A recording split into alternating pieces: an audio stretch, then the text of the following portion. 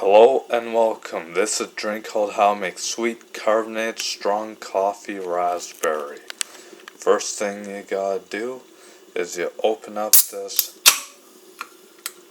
carbonated raspberry water and you pour it into this cup.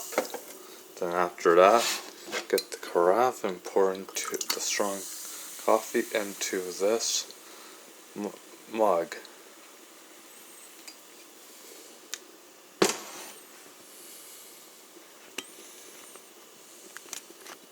Then last but not least, you put in sugar.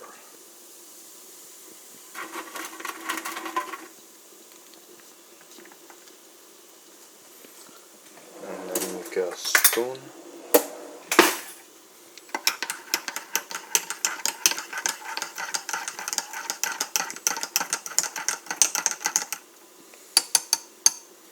And taste test the drink. Awesome!